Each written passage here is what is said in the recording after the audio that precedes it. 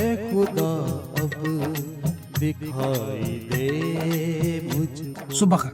میری اور فادر عنایت کی طرف سے آپ سب کو مقدس مرکز کا یوم یادگار مبارک ہو، جو 25 اپریل 68 AD میں شہید کر دیے گئے تھے.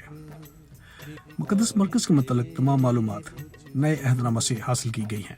جب مقدس پطرس جیل سے رہا ہوئے تو رہائی کے بعد وہ مقدس مرکز کی ماں کے گھر گئے تھے.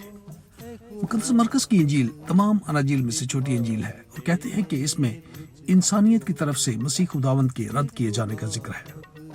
اور یہ بھی کہتے ہیں کہ مقدس پطرس اور مقدس پالوس کی شہادت کے بعد یعنی 60 اور 70 AD کے درمیان مقدس مرکز کی انجیل لکھی گئی. آج کی پہلی تلاوت میں ہم سنیں گے کہ مقدس پطرس اپنے کلیسیا کو نصیحت کرتے ہوئے کہتے ہیں کہ بھولے اور ہوشیار رہیں کیونکہ تمہارا دشمن گرجتے ہوئے شیر کی طرح آتا ہے. آج کی انجیل مقدس میں ہم سنیں گے کہ مسیح خداوند اپنے شاگردوں کو کہتے ہیں کہ جاؤ اور پوری دنیا میں انجیل کی منادی کرو. اسکالرز یہ بھی کہتے ہیں کہ انہیں یہ یقین نہیں کہ مقدس مرکز مسیح خداوند کو ذاتی طور پر بھی جانتے تھے یا نہیں.